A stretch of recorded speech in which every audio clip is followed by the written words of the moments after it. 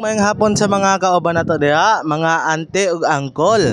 Naadita karon diri sa Jensen para mag-site visit sa atong project nga Nueva Vida 1. So kung mosulod ka diri ug mutan-aw ka diri, mao ni atong Model Prestige. Nasa isa ka garahe para sa isa ka sakyanan. And kung mutan-aw ka dira sa portahan nato, that is one unique door. Di nimo ni siya makita mas ngasa kay kaning portahanan isa ni siya ka galvanized steel. Mura gini siya kahoy paminawon. Pero don't let sound confuse you guys kasi ito ay isang galvanized steel door that can prevent termites and corrosion.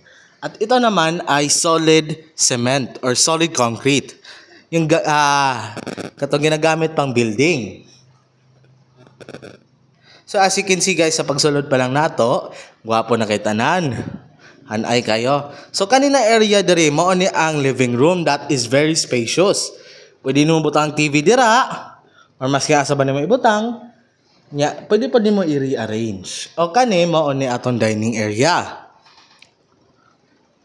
And kung gusto ka mo tan-aw sa atong atong Model Prestige naa siya tulo.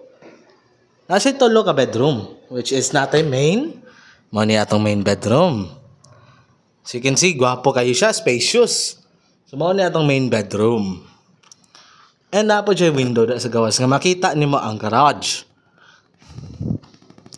And kung diri po ka mo tan-aw, mao ni atong CR. Diba? So, siya king CR no, gwapo kayo? Oh. So, kung diri po ka, naa ni atong second bedroom. Which is very spacious, mura gyapon katong first bedroom nato na main. So, kani, good for ni siya. Good for 2 or kung naa kay guest nga daghan sila, pwede mo butang ang kutson sa ladom. Okay.